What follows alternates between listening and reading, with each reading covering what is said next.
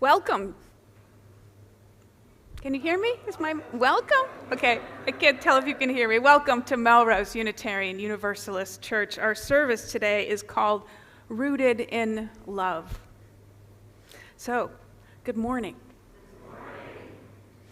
Good morning. I am the Reverend Dr. Susanna Trilligator. My pronouns are she and hers, and I am delighted to see so many smiling, happy folks here this morning.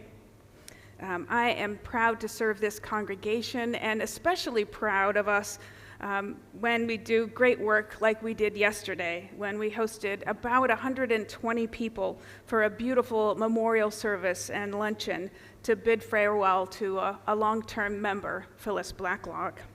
Thank you again to Mary and to Wendy and to everybody who came and helped and brought food. That event, to me, proves again and again that we are a vibrant, caring community dedicated to love and service. If you're joining us for the first time today, we have a greeter here who is here to answer any questions, and I believe that's Beth Yergrau, who I don't see at the minute. She might be outside. But Wendy is here. Wendy, could you give a wave? Wendy is another of our greeters, so if you have any questions, please see Wendy in our coffee hour. Thanks also to today's usher, that's Adrian Wood back there, and to our coffee hosts, Catherine Cezot and Mary Ellen Fitzgibbon. Everybody pitches in, and I thank you for your help. Just a few quick announcements today. We have several people in our congregation who are preparing for surgery in the next month or so. So now is a great time to connect with our caring team. Susan, are you here? There's Susan. She is the captain of our caring team. There's a sign-up link in our email newsletter, so if you could bake cookies or send a card, you could help us stay connected and help support people who need help now. Another way you can connect is to take part in our alternative fair, which is coming up on December 7th. The fair raises money for a lot of good causes in our community. For example, the baked goods sale supports Bread of Life, and our White Elephant table funds the Immigrant Support Alliance. Info on how you can get involved in the fair is also in our weekly newsletter. And now Mary Hildebrand has an announcement about our upcoming auction. Yes, please.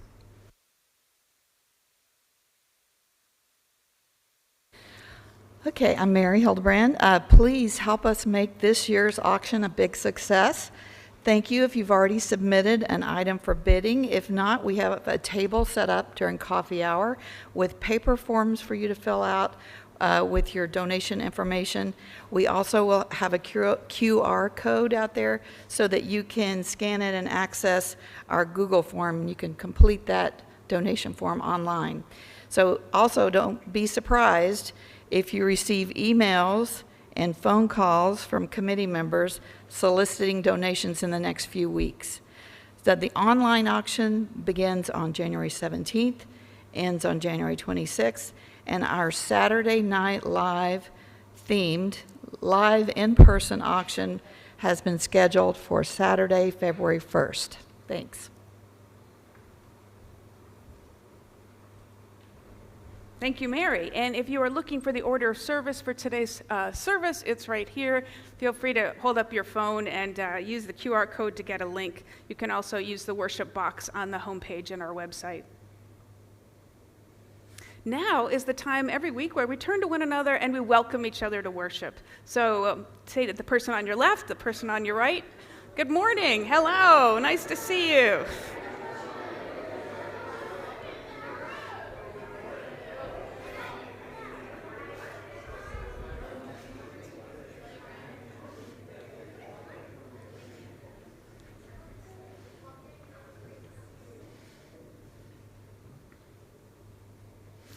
This coming Wednesday is the annual Transgender Day of Remembrance.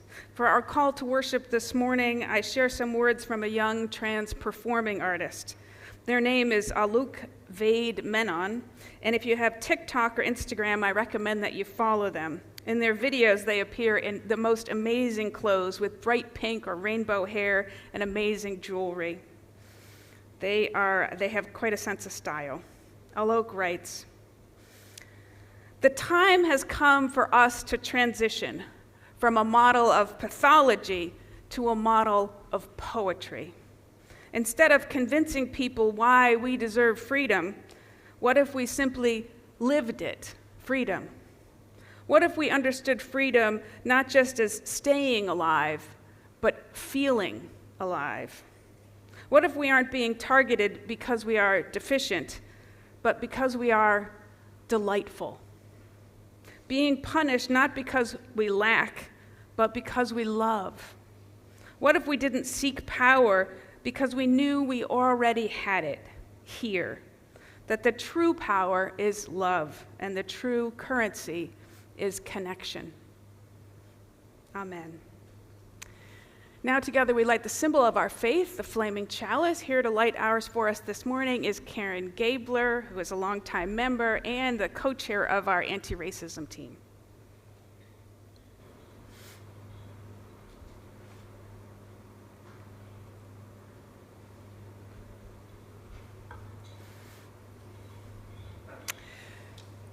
And now we light the symbol of our faith, the flaming chalice. And this year we are experimenting with some new options of our covenant space here in worship, trying different ways to express together our shared sense of purpose. Today we try a contemporary covenant written by Reverend Lucas Hergert, one of our UU ministers in Chicago. I invite you now to rise in body and in spirit and join me as you feel comfortable. The words will appear up on the screen. Love is the doctrine of this church. Our faith in each other is its sacrament. Working for justice and living with compassion is its prayer. Reverently, we covenant together to side with love, to heal and not to harm, and to share hope with each other and with the world. Thanks, Karen. Please, everybody, remain standing for our opening hymn. It's a familiar one, not in your hymnal. It's called There Is a Love, with words by the theologian Rebecca Parker and music by Elizabeth Norton. The lyrics will appear here on the screen, and our choir will lead us. Hi, folks. We ask your participation this morning. We'll sing the round all the way through with the lyrics that appear on the screen. And then on the far right, Randall will lead that group. Paul will lead right of center, Ginger left of center, and John the far left. And we'll sing it all, just sing it through the lyrics that are up here. We should all come out together. Hopefully. There is a love following me. There is a love holding all that I love. There is a love holding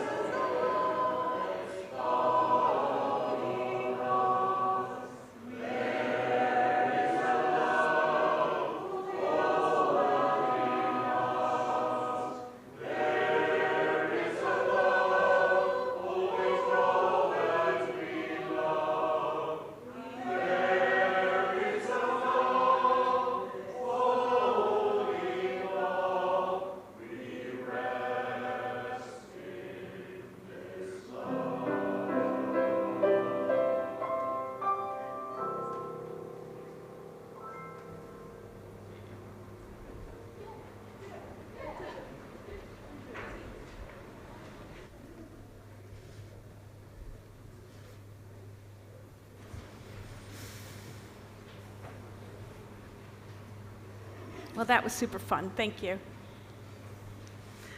And speaking of fun, now is the time for our story. And I've chosen a very silly one this morning. Some of you may be familiar with it. It's called Don't Let the Pigeon Drive the Bus by Mo Willems.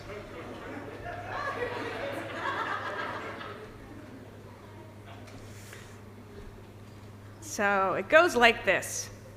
Hi, I'm the bus driver.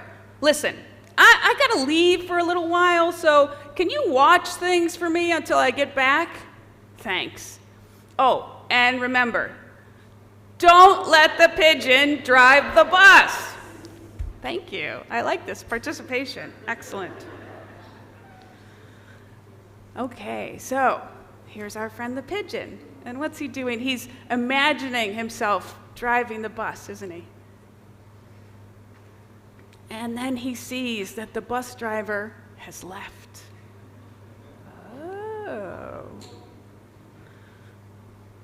I thought he'd never leave. Hey, can I drive the bus? Please, please. I'll be careful. I'll tell you what, I'll just steer. My cousin Herb drives a bus almost every day. True story. True.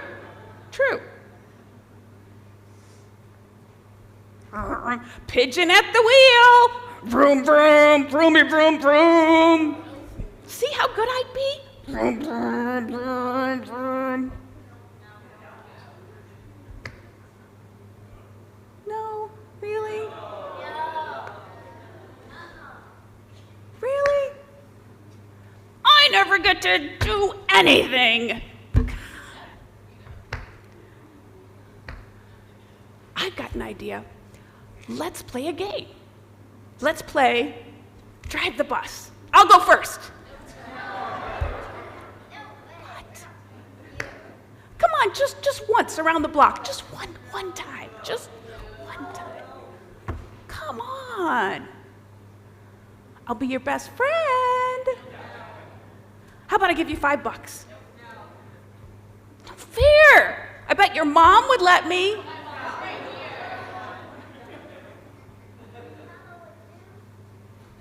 What is the big deal? It's just a bus. I have dreams, you know. Fine. Let me drive the bus!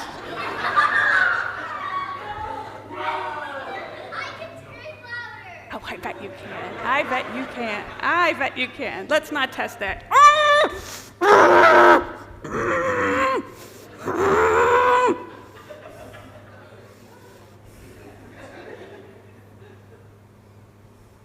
Oh, I'm back. You didn't let the pigeon drive the bus, did you? No. Great. Thanks a lot. Bye-bye.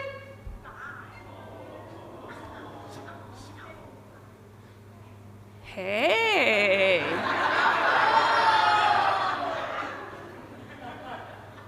That's a good-looking truck.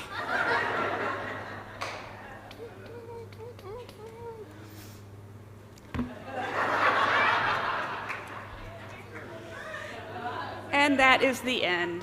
Thank you all for your good listening and your good participation. And now Jeannie's going to take you downstairs. Thank you so much.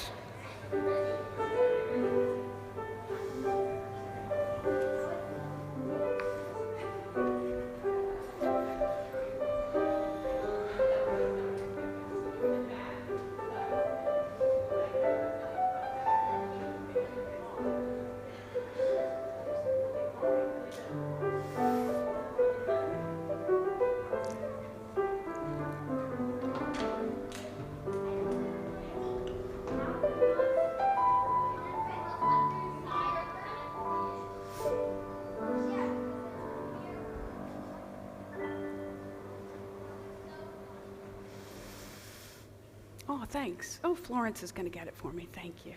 Thank you.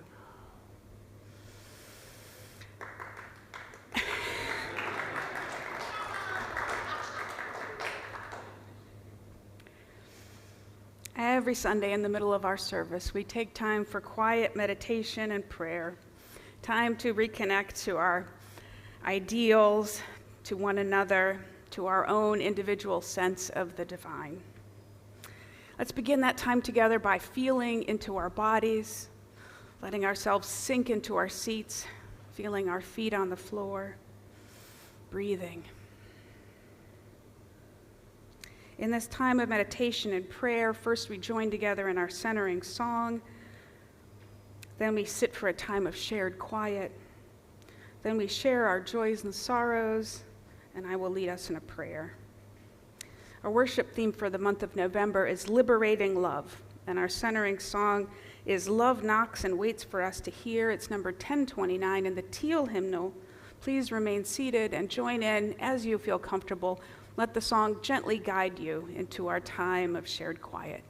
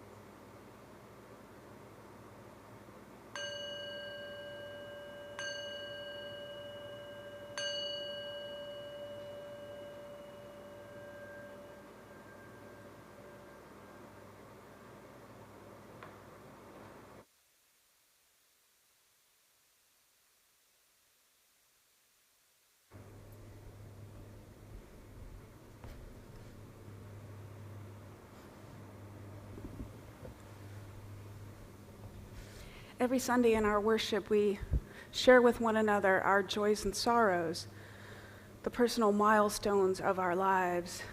We listen and speak with great care so that we can come to know one another better and companion one another on life's journey and become an even stronger community. So I invite anybody who has sorrow to share this morning to please come forward now and speak from the microphone so everyone can hear you and see you. I invite people who are joining us on Zoom to go ahead and chat, to type a sorrow into the chat box, and I can read them aloud.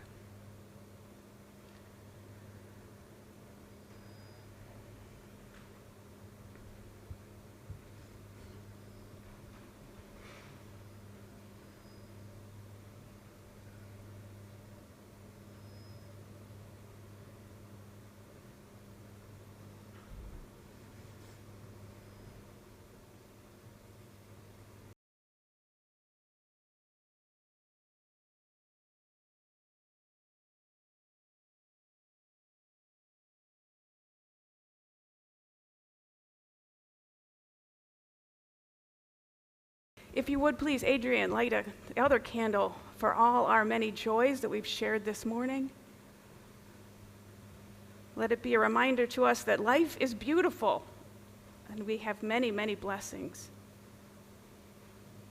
we need to be grateful for. Oh, keep trying. You can do it.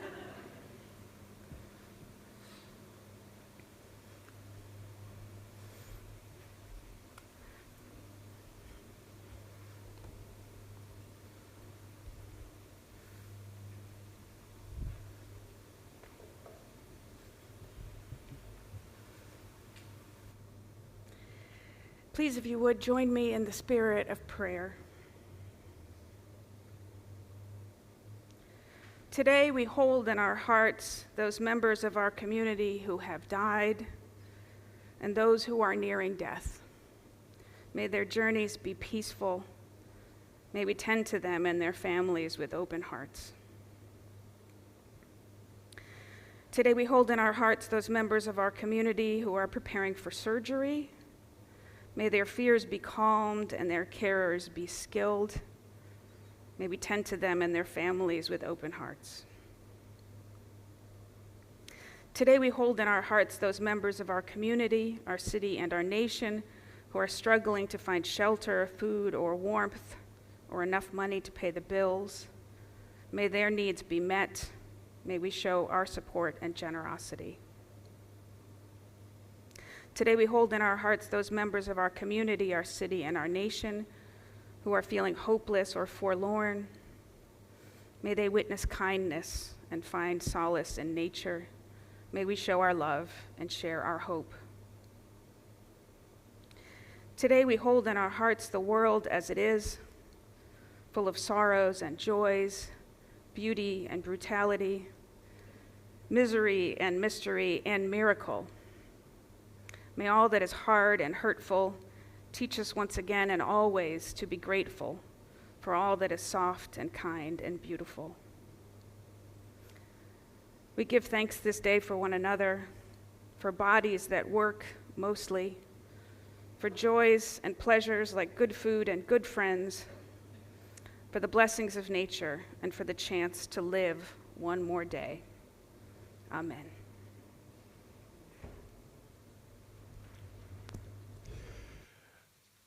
Our church is self-funded, supported by your generous annual pledge. You may also give to our weekly collection, which we split every month with a worthy group, via our Giving Beyond Walls program. Remote folks can donate using the orange button at the top right corner of our homepage at melroseuu.org. For November, the month of Thanksgiving, half of our collection plate will go to the Food Drive, a Melrose-based program. The Food Drive rescues available food from commercial and community sources and delivers it to people experiencing need. With 2 staff and 150 volunteers, they deliver food 7 days a week, all year long. The Food Drive is building food security through collaboration starting right here in Melrose. Our anthem today is by Jason Shelton, And the text comes from the Celtic Book of Prayer. This is a prayer called Saranam, which is a Sanskrit word which means refuge. It's a prayer of thanksgiving for the refuge of family, friends, and community. Saranam.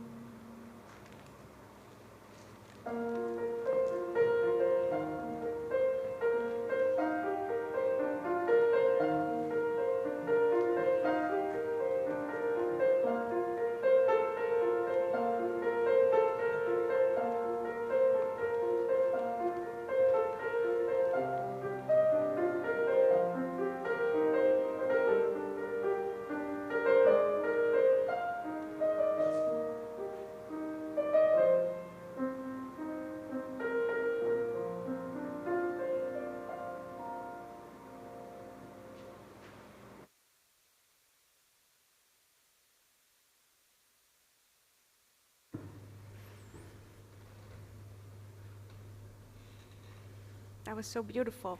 I was so lucky to sit right there and just be surrounded by the sound. Thank you.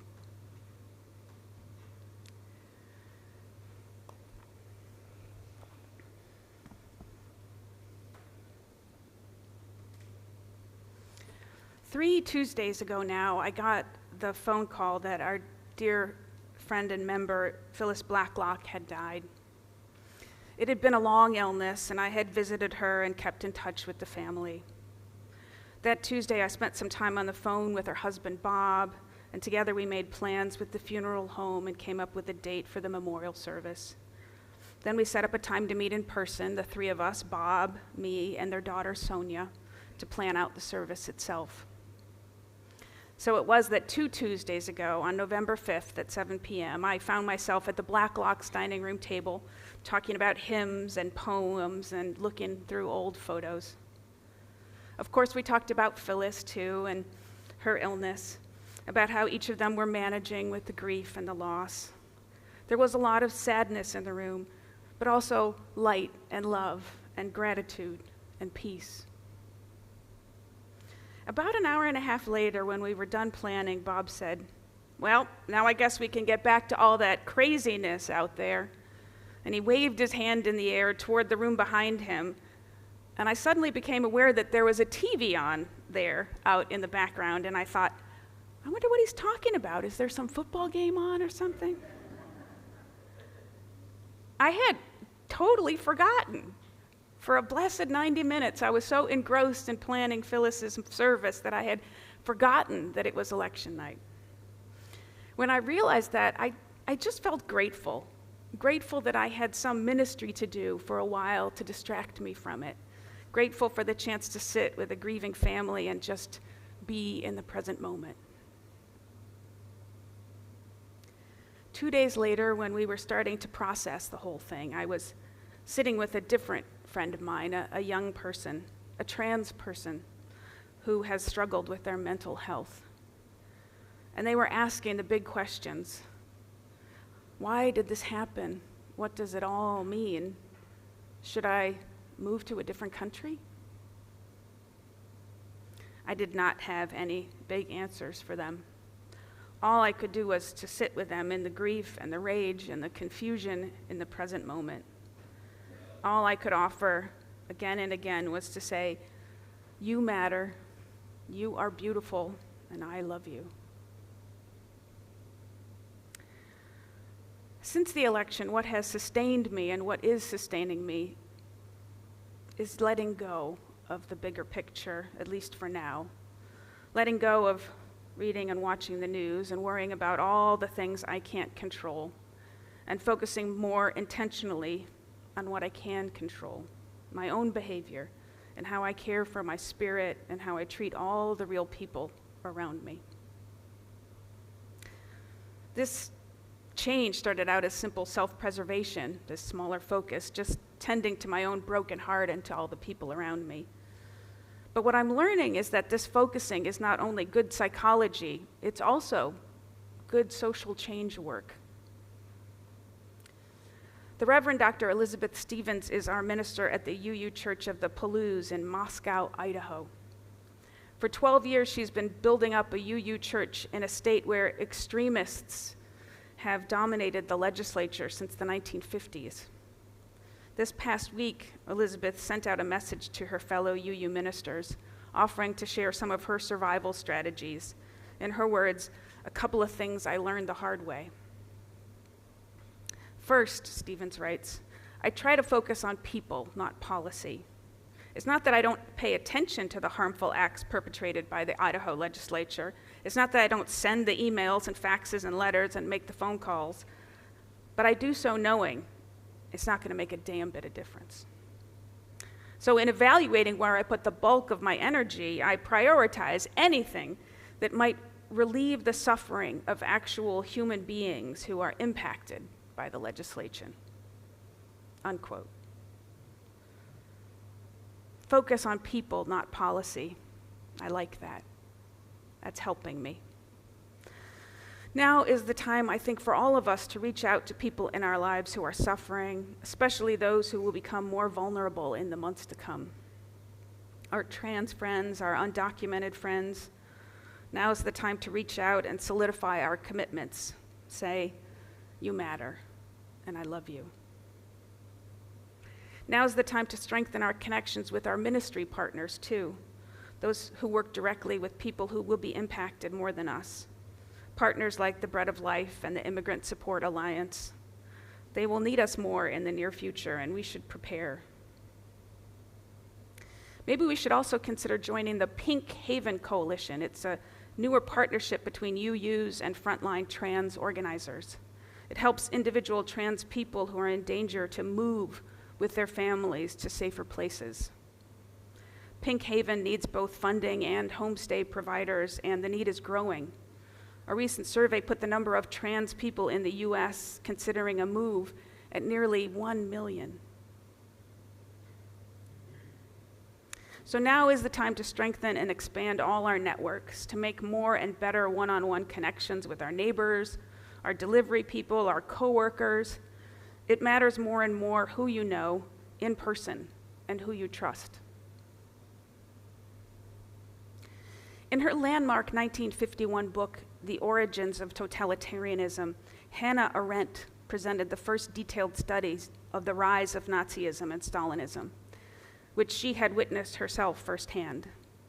Arendt wrote that one key tool that authoritarians used to spread destructive ideologies was something that she called Verlassenheit. It's often translated as loneliness, but in English, loneliness, but in German, it's closer to the idea of being abandoned. It's a state of distrust between people that becomes so profound it breaks down society. Each person becomes so disconnected, so isolated, that they lose the ability to think clearly, to discern what is real. We're seeing pieces of this now in the constant attacks on institutions like education and the media.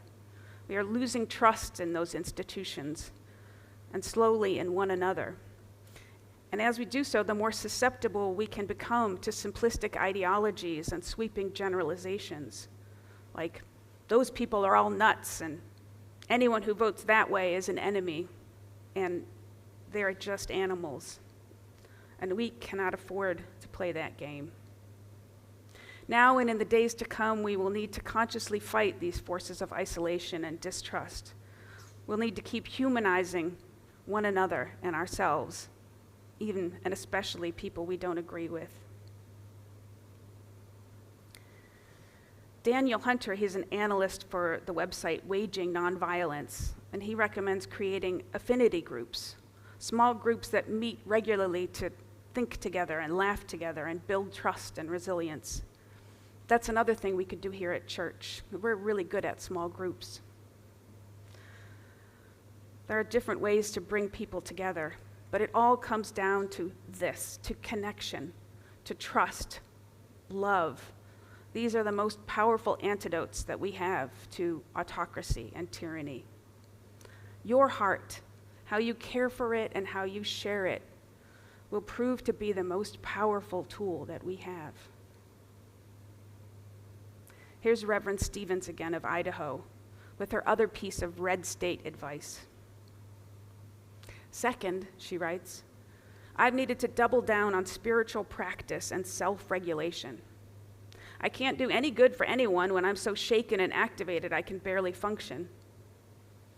Timothy Snyder, the expert on authoritarianism, says, do not comply in advance. And I wholeheartedly agree. But I'd add that maybe we shouldn't do anything else in advance either. After wasting a lot of energy on dread and catastrophizing, I've learned that I need to marshal my resources so that I can respond to what is actually happening in the moment right in front of me. Usually things don't wind up being quite as awful as I had imagined. They are plenty bad. The question I ask myself over and over again is, what is love asking of me now? End quote. There's so much in there that I just love. Double down on spiritual practice and self-regulation so that you can respond to what's actually happening in front of you in the moment. Taking care of yourself so you can care for the people in your life. If you're spending precious time and energy on dread and catastrophe, you are already complying in advance. You're giving up your power before you've even been asked for it. So let's try not to do that. Earlier today, when I read, "Don't let the pigeon drive the bus," I think you laughed because, maybe you thought that pigeon represented somebody. Maybe that was implied just a little. But the bigger point that I meant to say is, Don't let the pigeon drive your brain. Don't let yourself get addicted to bad news, to doom scrolling, to endless venting and complaining. The pigeon of catastrophe. You can't afford it, and we can't afford it. We all need to put boundaries around our minds and our hearts to build trust with ourselves and our emotions. We have to try to get enough rest, to cry when we need to hide under the covers when we need to, or in a warm bath, to go slowly now and carefully and gently, because we are in it for the long haul. Connection, trust, love. We may not have the big answers, but we have the answers that matter. Connection, trust, and love are the most powerful antidotes we know to autocracy, to tyranny. Your heart and how you care for it and how you share it is the most powerful tool that we have. Since the time of Jesus, our faith has been built on radical acts of love. On the political level, yes, but also on the interpersonal level, and the two have been braided together. When Jesus dined with sex workers and tax collectors and lepers, he did so with grace, with an open heart, because he meant it when he said, "Love your enemies as yourself." When our Unitarian and Universalist ancestors opened their homes to people escaping slavery, they knew what they were risking, but they lived out the worth and dignity of every person. When our forebears answered the call to Selma, they did it from love. Love rooted down deep, deep in our tradition. So now I ask myself over and over again, what is love asking of me now? And what is love asking of you now? Tend to the sick, visit the lonely, send a card, bake some cookies. Just do the next right thing. You'll know it when you see it. And be sure to take good care of yourself and your people. And keep coming back to church to help us reach out further, help us support trans people, immigrants, poor people. What is love asking of us?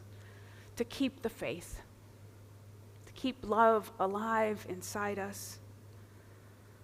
Love is the doctrine of this church, and we are just the people to live it out. So may it be, and amen. We'll end today with a traditional hymn. It's number 16 in the gray hymnal. 'Tis a gift to be simple. And let's sing it through twice.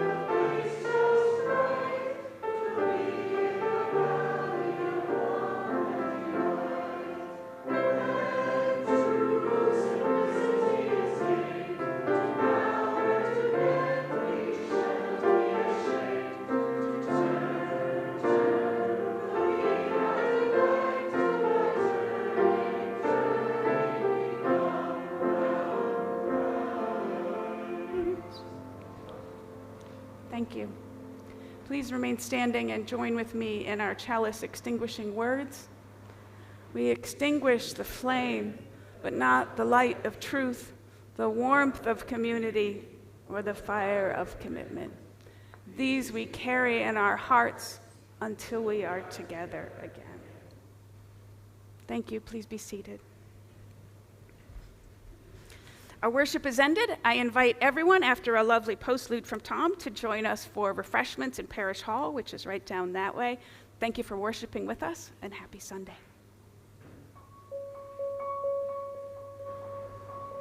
Thank you.